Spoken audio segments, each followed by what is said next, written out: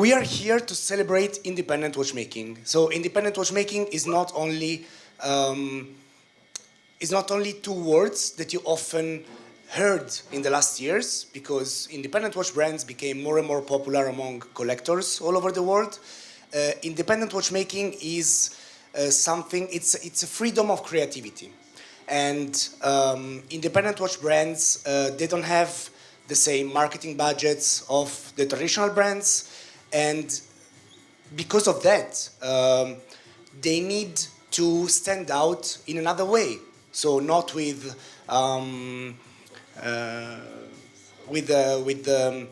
brand ambassadors, sport people, actors, etc. So they don't need somebody else to speak for them.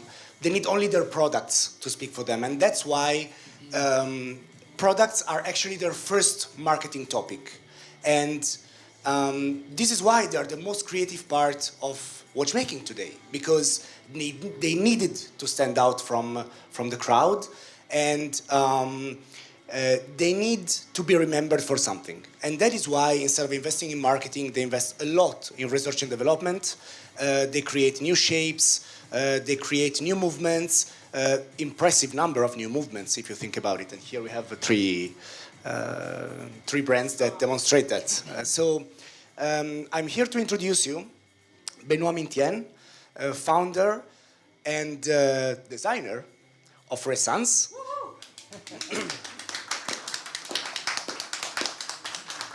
Felix Baumgartner, co-founder and master watchmaker at Urwerk. And Xavier de Roquemaurel, the CEO of Czapek.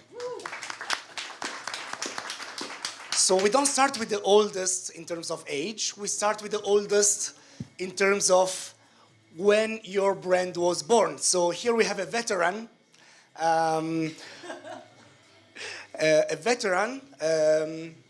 allow me to say with balls, because to go to Basel World in 1997 to present what they presented among all traditional watchmakers, either you are crazy or you have really big balls. I think they are a bit... The both, yeah. They are a bit the both. So, Felix, tell us a bit how you started your journey. Hello. Thank you, Jacopo. So, okay, for sure I have two balls. That's for sure. They're in a good normal size. Now let's say it's kind of but yeah, everything is in proportion, So but anyway,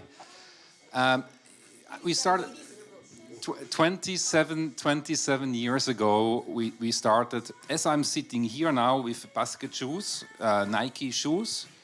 Like practical, technical, comfortable shoes to spend an exhibition moment. But this is what I had 27 years ago in Basel. So that's a style which I go on with Urwerk. We do what we have to do. So for sure, Urwerk is a philosophy, is a different approach of watchmaking. It comes from a very basic watchmaking standard. So my father restores clocks, and I brought that to a new level. So how come to a new level? So this is Martin Frey, who is free.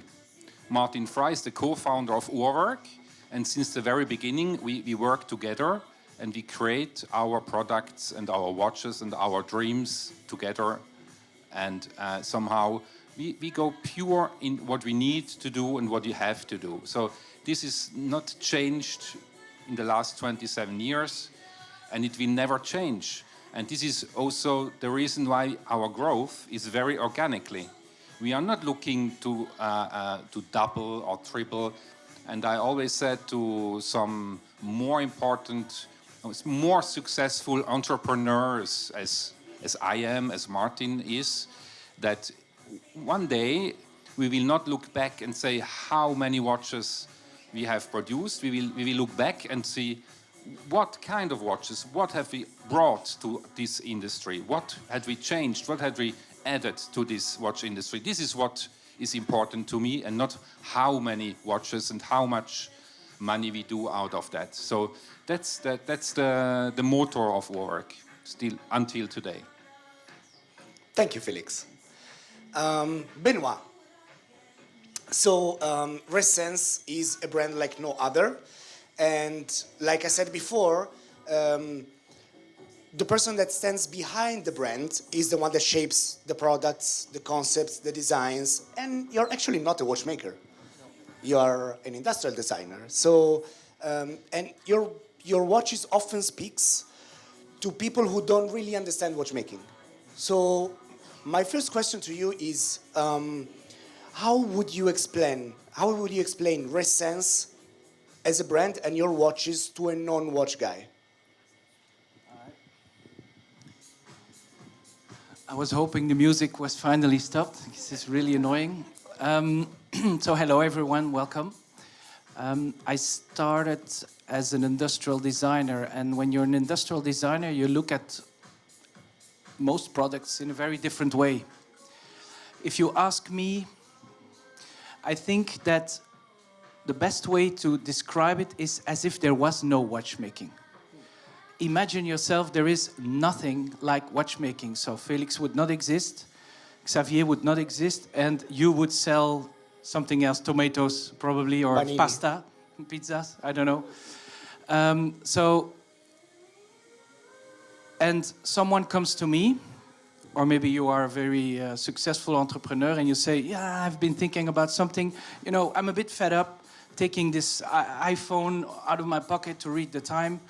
Benoît, you're a designer, you're a creative person. Can you not imagine a product that would be attached to me, to my body, and that would express time? And the answer of that question, knowing that there is no background, that there is nothing behind us, would be exactly that, is to say Ressence would be the answer to what a product that would have been designed today in the 21st century, what would it look like, using the logics of designing products today. So not with a rear view mirror, what most people do in our industry, but really looking forward, looking today, what is the way we design products today. And this is really how I would describe what Ressence would look like. Thank you very much. Very complete answer, I would say. Xavier, you're not a watchmaker, you're not an industrial designer. You're an entrepreneur, and you wanted to give life back to a brand that was forgotten since 150 years. So tell us a bit more about your project, how it started, and what kind of entrepreneurial skills you needed to have to bring to success and to research from ashes the brand Czapek. So I will split the answer in two. Because watchmaking or watch loving is a journey. And I think the period that was very important was 2010, 2011, 2012, with the rise of the blogs and the fact that we could suddenly have so much information, learn so much, thanks to dedicated, passionate people who were in the technique. And we could learn so much about watchmaking. And in that journey, I was in a journey with products that were beautiful. I was in love with beauty and trying to find the most emotional products. And I lost my job and I looked into watchmaking because I was in Switzerland. I liked watches, as many watch lovers, but I didn't get too much into it. And then I suddenly heard about a guy that was going to Baselworld at the end of everything, who had just a tower with one watch, and apparently they had the capacity to produce 3 or 4 during the following year. And once he was done, so he was selling eventually the watch, and once he was done, he was leaving his card saying, I'm done, see you next year. And he was leaving before everyone. And that was this guy. And that was the meat. And I'm seated next to the meat. Thanks for enlightening us. Because because you opened the door.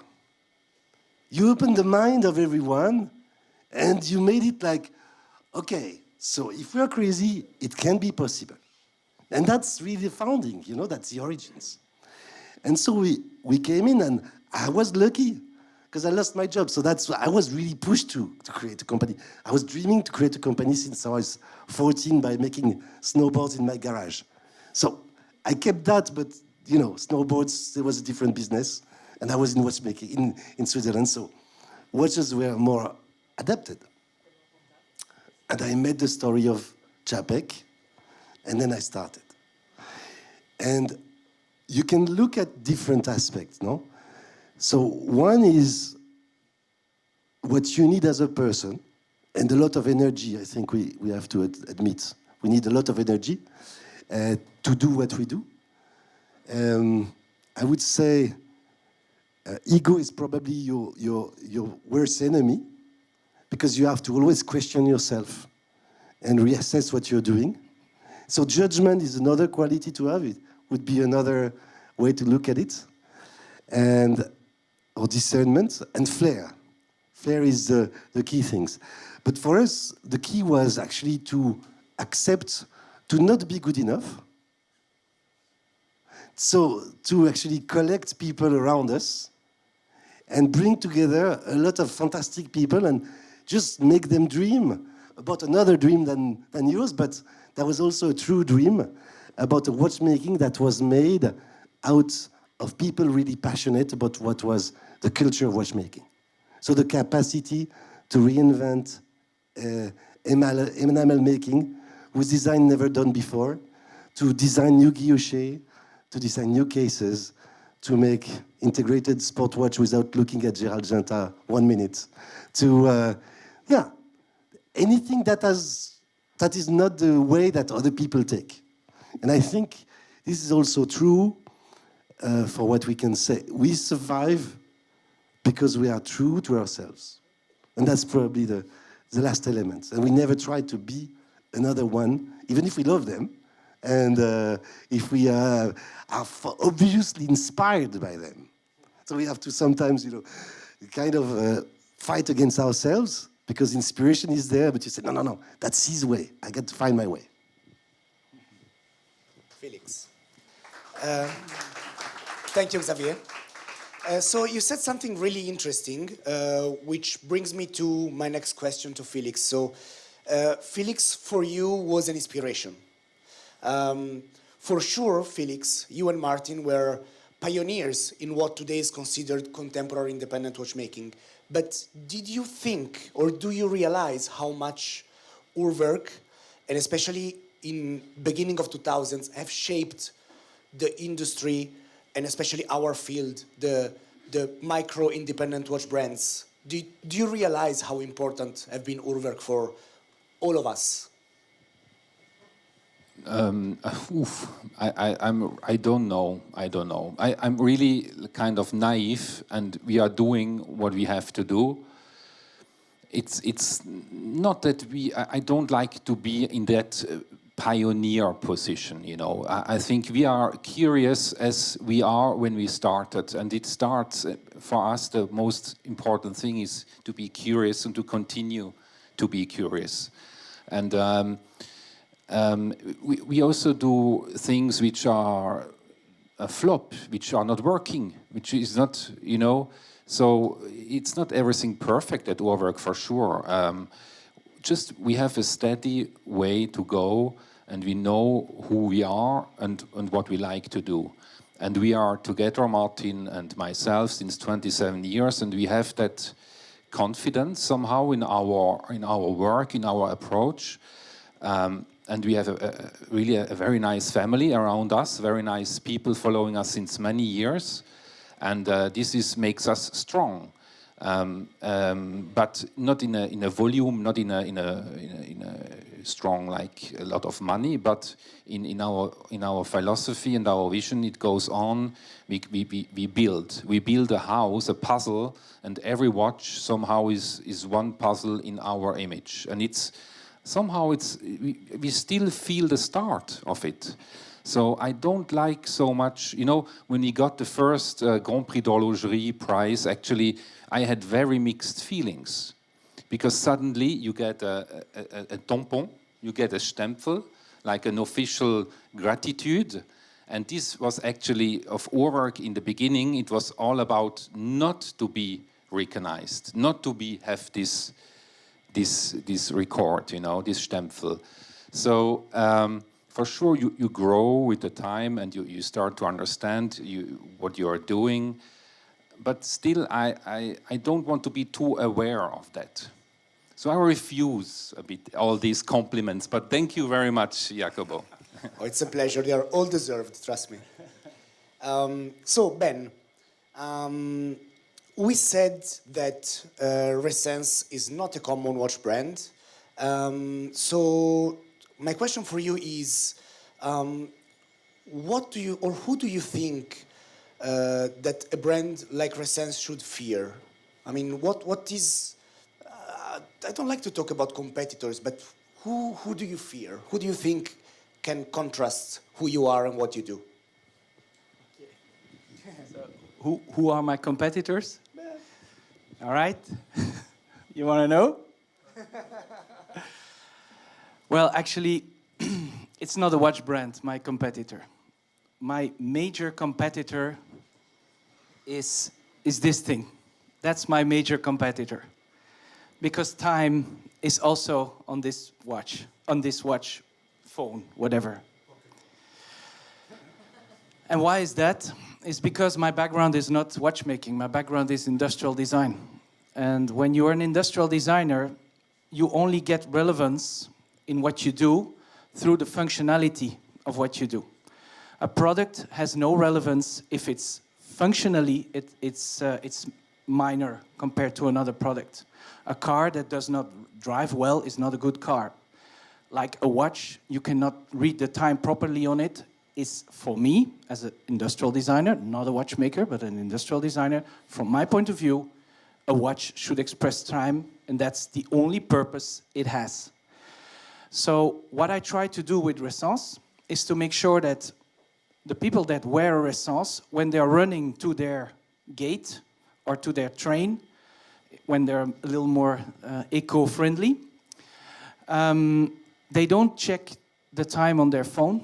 They have the reflex of doing this, and this movement should give them the confidence that what they're looking at is what it is, that it's correct, and that they feel reassured, and that they don't have the reflex of going in their pocket.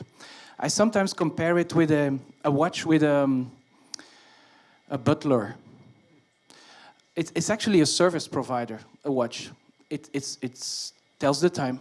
That's the function. That's the service a watch provides. Again, from my point of view. And when it's a butler, you can ask Felix, what's the time? And as I don't speak German, Felix will maybe answer in German. And I'll say, oh, I don't feel reassured now, because he said something that I don't really understand. It's like looking at a watch where it was hard to read the time. So what I try to achieve here is to have a nice butler, loud and clear, so that when I run through, I have a clear, loud and clear information of, and then I think I succeeded as a designer to make a product that is better and has more relevance than the phone in your pocket. Thank you. Xavier, Czapek was reborn less than 10 years ago, but in the last, I think, 4 years, it started 4 years ago, you had an incredible growth, especially with the launch of the Antarctic. Can you explain us why and how you managed to achieve that? So it starts a bit like this, but like an event like today. I remember in Salon QP, late Salon QP, discussing with, because I mean, we're a small company, we're 4 cats, I would say in Spanish, cuatro gatos. So, of course, I was going there to sell the watches. And then discussing with with the collectors, because there's something you learn very quickly, is that you don't sell when you try to sell, and you sell when you don't try to sell. So you basically have fantastic conversations with guys who love their watches and don't wear them during the week. But that's what I understood. Okay? And talking to them, I was like, okay, but so what do you wear during the week? Yeah, you know, this watch with a crown. But why? And there are plenty of reasons, and good reasons. And I was like, okay, but there are some contenders. And they were not making the gap. Because the conception of the sport watch was not horlogerie from the beginning. It was a sport watch that was expensive with a Gerald Genta design. Make it simple. But horlogerie is what these watch collectors were wearing, and that's a fairy. That's anglage to the maximum. That's crazy.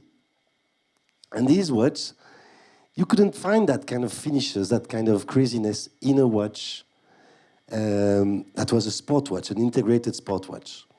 So we started to change the plan in Czapek, and as a force movement and a force watch, we thought about doing a sport watch like that. And I was not a designer, and I was not a watchmaker, and not a constructor. So I could say all the stupid things possible. And I did say them. And you know, the guys were nice with me, and they say, sorry, they're saying, yeah, you know, really, if you put the train of wheel like that, I understand it's nice for you, but really it's not going to work, you know? So we were trying to compromise, but I was having the lead, finally, you know? I was capable to say, no, let's don't give up on that. And finally, we could find a way to express the beauty of watchmaking. And in 2 words, if you think about the caliber 5, the brief was horological eroticism. I want to reveal the beauty of watchmaking as if I was a woman in lingerie, and you can see the shape but not see everything. And you dream of the rest. And that's eroticism. And so that was the brief for that watch, for the movement. Then, of course, I answered before, we would never take a route that was taken by someone else, so we designed to the point of finding a case and a bracelet that was really completely different from anything done. And we launched it, and it was the right product at the right price at the right moment. And then you are in la merde. That's it. Because you can be killed by growth. Nothing is true anymore. What you believed in doesn't count. People tell you you're a genius, you're not, you're the same guy as before, and the wave is, you cannot stop it. So thank God we are back on Earth, with our feet on the ground, and we continue to make nice watchmaking. Thank you. So, Felix, since the start of your project, of Urwerk, you always looked at the future in terms of design, in terms of construction, in terms of pioneering new materials. So, of course, your design has changed a lot throughout the years. If you think of the first 101 or 102 round, then 103, it was already a bit more avant-garde. But today, I wear my 103 with a suit. It's a classic watch for me, you know? I cannot wear the watch you're wearing with a suit, for example. I mean, I would love to, but it's just not my style. So, keeping this in mind, where do you see yourself? Where do you see Urwerk in the next 5 years, 10 years? Are you going to, what would be your evolution? What do you think is going to happen? Time will tell, for sure. That we will see, for sure.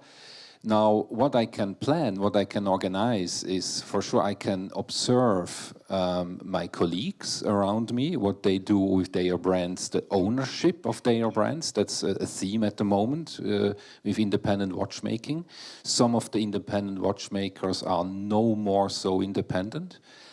Then in terms of creation and innovation and passion in Urwerk, it's you know, we feel in full life, Martin and myself, and what we do is actually what we call a ping pong, with between Geneva, Lausanne, where I live and work, and Zurich, where he lives and work, and I come and bring a new function, a new possibility, a new idea, technical idea. I play that idea to Martin to Zurich. He thinks around, he makes drawings, concept drawings, he plays back. So that's the ping pong we are doing. And this is depending on what we live in our travel, in our life, and that can change very rapid, but also it's an evolution. And you can see that evolution in Urwerk from the beginning until today. We are the two founders and creators, and we continue, and we're so happy to do that, and we are so grateful to do that, you know. And we continue, and we are somehow naive doing this until the day will come, and then we will see, okay, now we have to find a transmission or a solution. And this is what I said in the beginning. I observe how the older independent watchmakers are now dealing with that question. And are we inspired by that? I don't know. We will see. Time will tell. Thanks. So you brought up a very interesting topic. So this is a question open for all of you guys, whoever wants to answer. So what defines independency?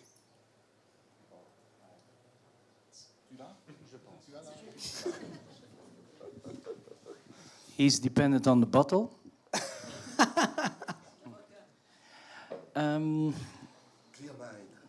Independent watchmaking is being independent from markets, from shareholders, from quarterly numbers. I think that the brands we know, and that's the beauty of this show, is that the brands that are here are exactly the opposite of what I'm going to say, is that these brands are since long not selling watches anymore. They are selling brands, and the watch is just a kind of carrier of that brand. And it's perfect. I have nothing against it. I think it's just the market is what it is. And so they exist because the market is expecting this from a watch. What we bring is a completely different approach. And yes, we have the luxury to think more independently. We are product people. And I think that's something that the people that visit these type of shows, they are not per se attracted to the industry, to the watchmaking industry, but they are attracted to the products, to the novelty, to the ingenuity, whatever you find and search in independent watchmaking, because it has become such a wide and rich environment, and that's of course our strength. That everyone that is a little bit attracted to ingenuity will find an answer within independent watchmaking. Is it like a Romain Gauthier, or is it as a Urwerk or a Czapek or a Ressence? That's why we're good friends, because we're not competitors. We do completely different things, and that is, I think, the strength of independent watchmaking, and also what makes it different is because we don't think the same way. And voilà, that would be my answer. Maybe you have more, another one.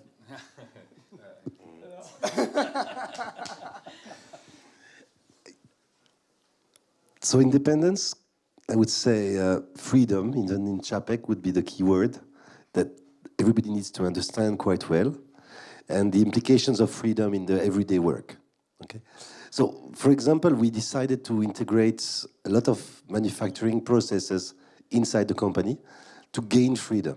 because we were caught by our supply chain to a point of nearly dying. So you don't want that. And every decision made is a decision that is going to give us more freedom in the end. So if you owe too much money to the bank, you lose freedom. So it's a balance. We have to keep that in mind as a mindset.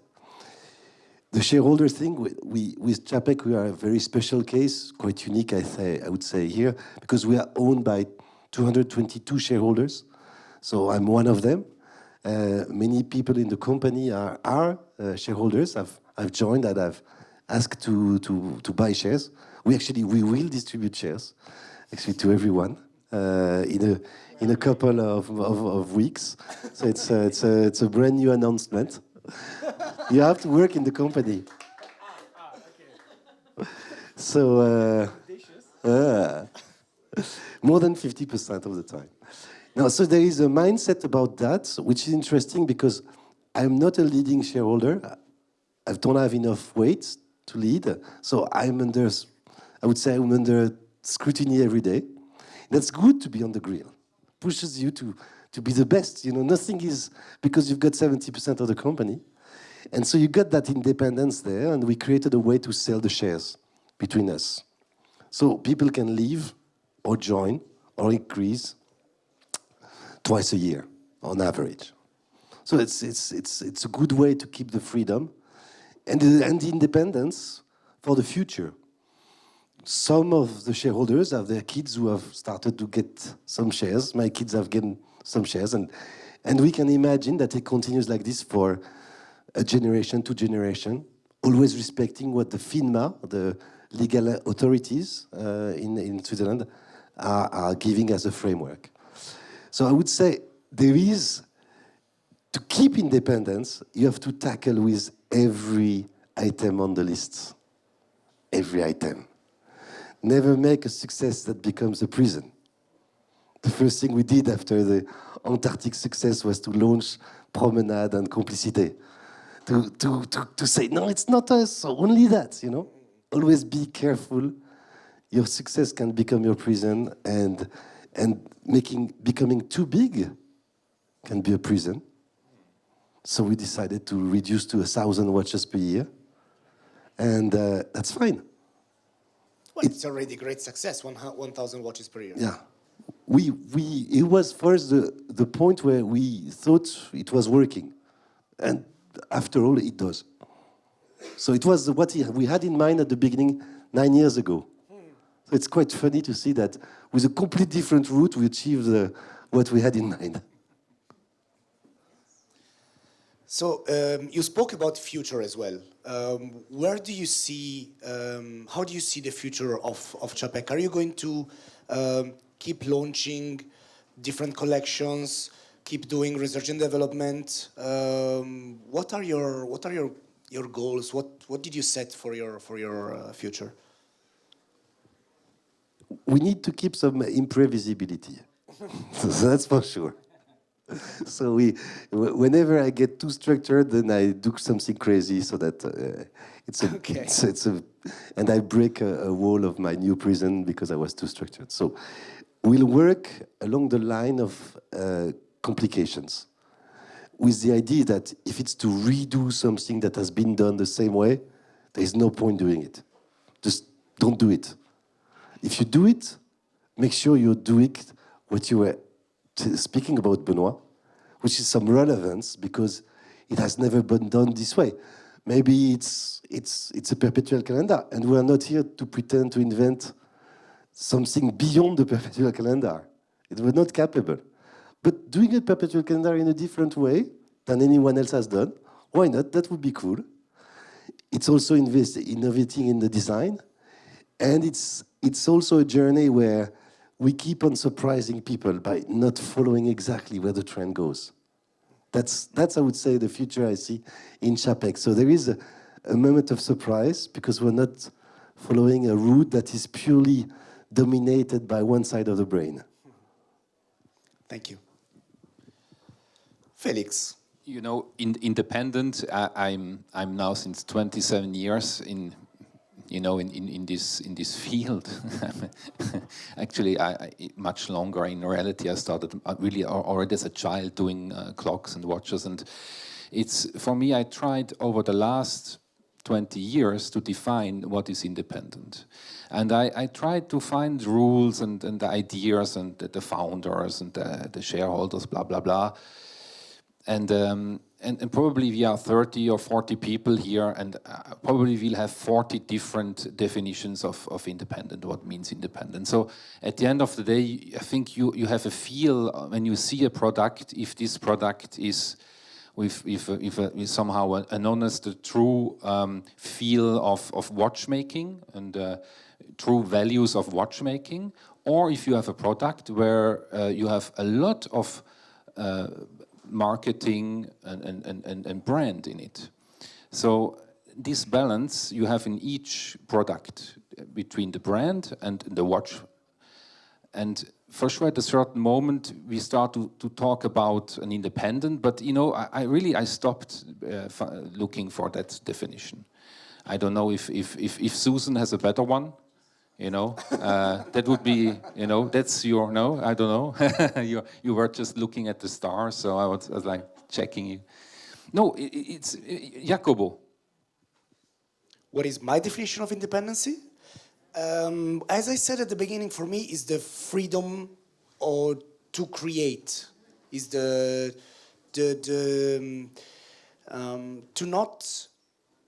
not be forced to report to somebody, going with your drawings, with your technical sheets, with your business plan, saying, "Hey, this might work. Do you accept?" You know, it's something which really could kill completely the creativity of a brand, which is for me the most important part still today in independent watchmaking. Fair enough. I like that. Freedom to create. Yeah. Well, if you have somebody that checks all your small numbers at the end of the year and tells you, "Oh, that project, it's beautiful, but it doesn't sell. We kill it." You know, that's the end. But it's even worse. I think that the major brands are following the logics of the car industry. There is a segment, and there is a competitor, and they need to have a product within that segment because there's a gap. They think completely different, whereas we have a concept, we have an idea, we have something no one has done before. And you say, okay, I really believe it. It's in your guts, you feel it. It's super nice, you are excited when you design it, when you draw it, and when you create it. And you just do it. And then comes the consequence. So for him it was very good, but yeah, you can have failures too. Yeah, for sure. Yeah, of course. I think, yeah, we also had failures. So anyway. And you learn more from failures than victories sometimes. Yeah, when you push boundaries, this is kind of, you know, what I can see also on Benoît Ressence. From time to time, you really push boundaries into new concepts, the liquids, the electronical things. So you can really hurt yourself. And so freedom, you know, freedom and creativity, you don't have always, okay, freedom is like to be free in your mindset. So it's a very interesting theme. I think we could go on for hours, you know. So it's about values. What kind of values you have, the values. And this is what do you express in your watch, in our work we do. And there you can see and feel at the end. Absolutely. So I would like you guys to ask some questions to our three guests. I'm sure it doesn't happen every day to have these three gentlemen free for you. So I will just... Only Italian people can ask questions, Susan. Only Italian. Come on. You know. Right, first of all, Felix, okay, so first of all, thank you so much, gentlemen, for an amazing talk. Thank you, Jacopo, for such sharp questions. Thank you, Milano Watch Week, for bringing us all together. Felix, you said something just now which I found very brave, that you admitted to, you know, sometimes you have flops. And I think we're all curious on the point of, would you be able to privilege us more with sharing a bit more about what these might be and how you were able to take these lessons to advance and learn and advance your brand? For sure, this is an essence of what you just discussed of independent. When you have to do just something which is waking you up by night because it's a vision, it's values, it's something you have to express. But then at a certain moment you see in physics, in the reality, in the atelier, you are pushing boundaries, and actually it's not really working the way you imagined and you dreamed of it.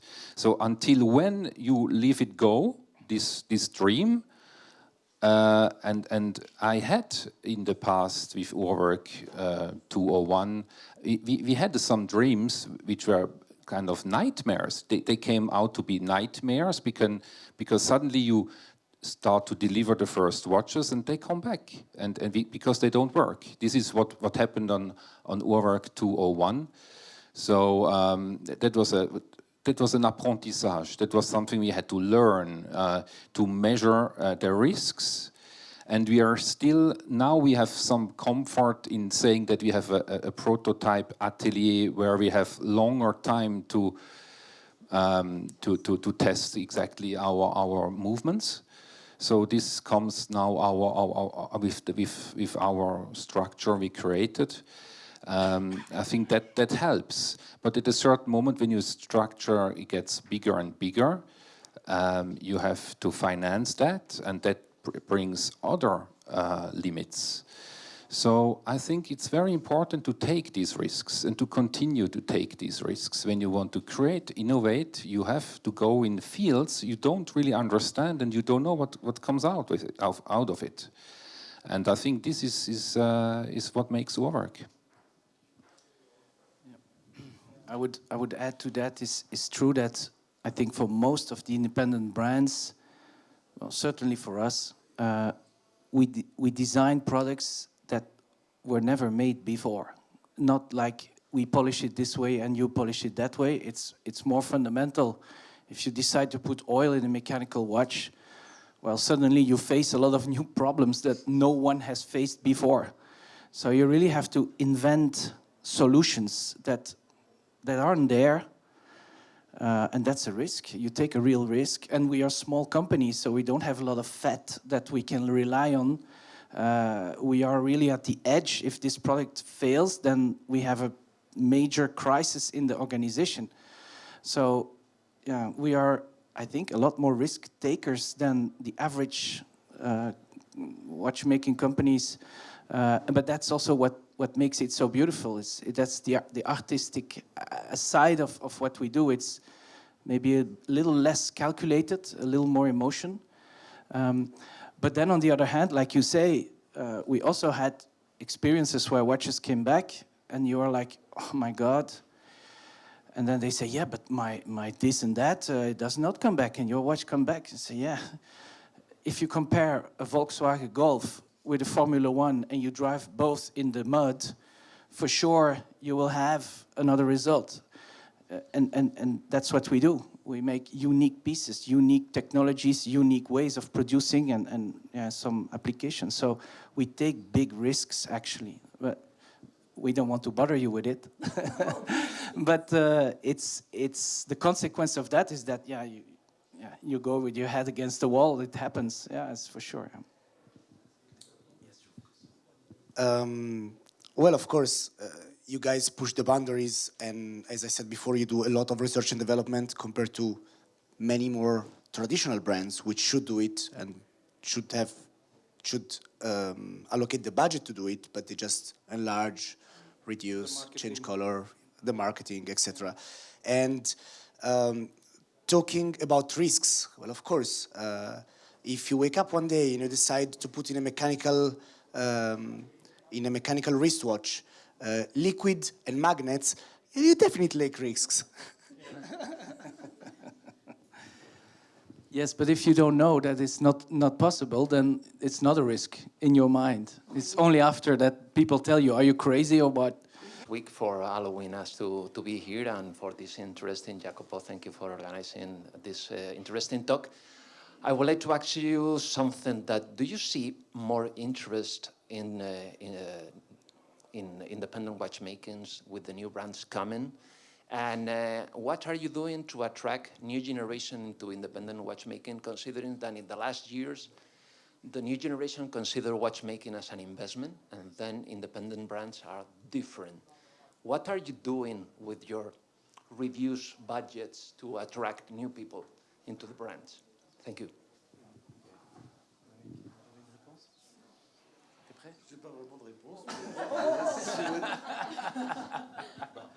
No, I have a very simple, very simple. We are sitting here.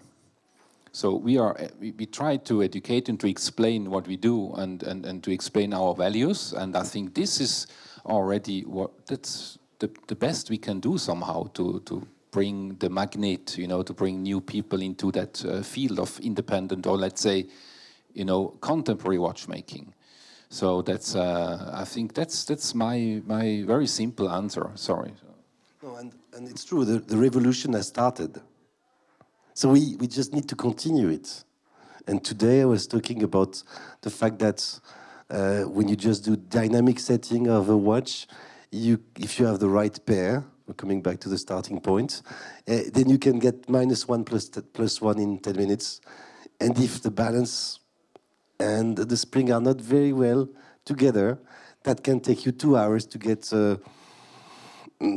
quite good results. So it's something that before we would not talk about, and that now the younger collectors are interesting to know. And we actually need to tell them that, because we need to ourselves surpass ourselves and get to another type of problem, you know, and then another type, and that's a journey. And that, I think, is what will continue to get more people into watchmaking, because it's not enough one life to learn watchmaking. That's the beauty, you know. You discover something, and then you realize, okay, no, I will never understand it completely, and I will never have enough time to study it completely. Okay, I'll do what I can. And that's what exciting, that's an invitation to learn more and discover more and go on. It's an infinity. That's what makes so interesting. So infinity on one side, eternity with the time on the other. It's a dream. Okay, I had a lot of time to think. I once, in a panel, I was asked, what is your opinion about the Apple Watch? And I had a very prominent, I will not say the name, watchmaker in the panel. And he said, oh, please, don't use the word watch and Apple in the same sentence. And I totally disagreed. I think the Apple Watch is the Swatch of my generation. And so we have to make sure that younger generations, that they still wear watches. And that's why I try to make my watches efficient, readable, make them relevant. Because if it's just a piece of decoration, the risk is that less people will wear it, because not everyone wants to wear a decoration piece, but everyone needs to know the time. So if you can do that in a better way than a phone that they all have, I think you've done a good job as a watchmaker. That's my opinion. Everyone has another vision. So for me, and then there is another aspect, is to speak the language of today. Of course, I'm only talking for Ressence. Speak the contemporary language of design. Speak the contemporary language of technology. That's why, indeed, we have integrated an electronic module inside a mechanical watch. Like Felix has done it too, with another purpose. They don't do the same thing, these watches, but the whole idea here is to say, well, in the 21st century, why is watchmaking not accepting the fact that technology is evolving and that we can integrate things that all the younger generations are using every day, and that for them it's totally normal.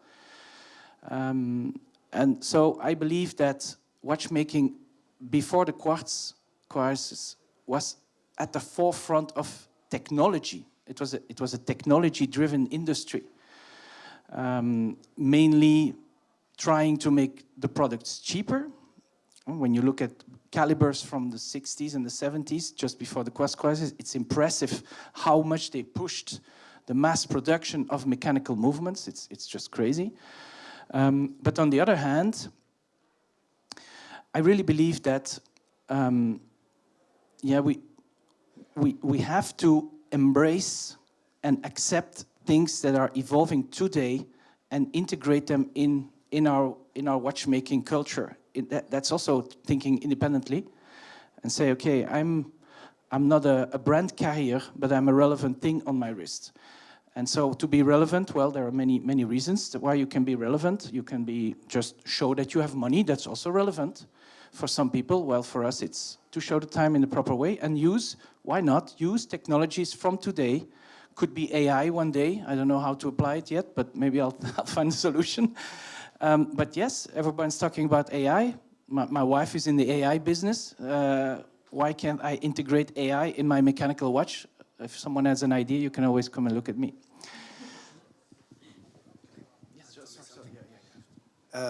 True, I didn't think that the only two brands in the world that integrated something electronical in a fully mechanical movement are sitting on my left. But cool.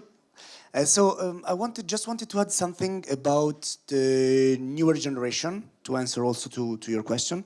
I am in touch with the public as well and with the collectors, and I felt in the last 5, 6, 7 years that something is changing. That the new generation who are approaching watchmaking today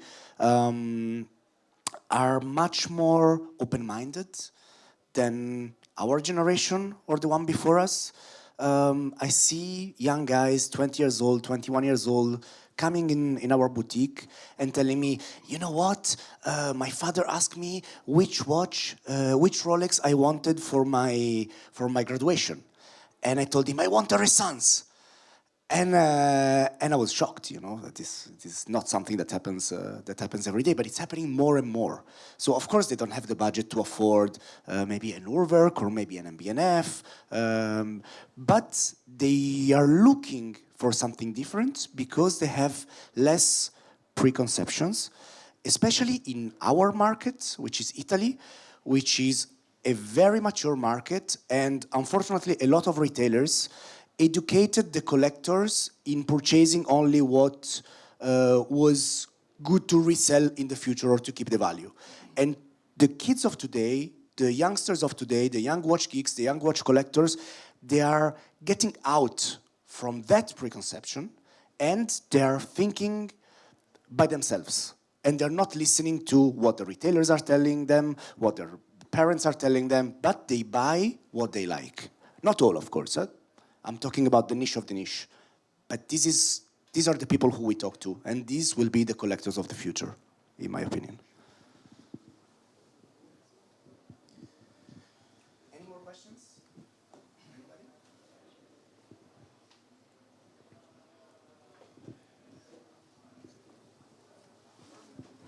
No, I was just saying.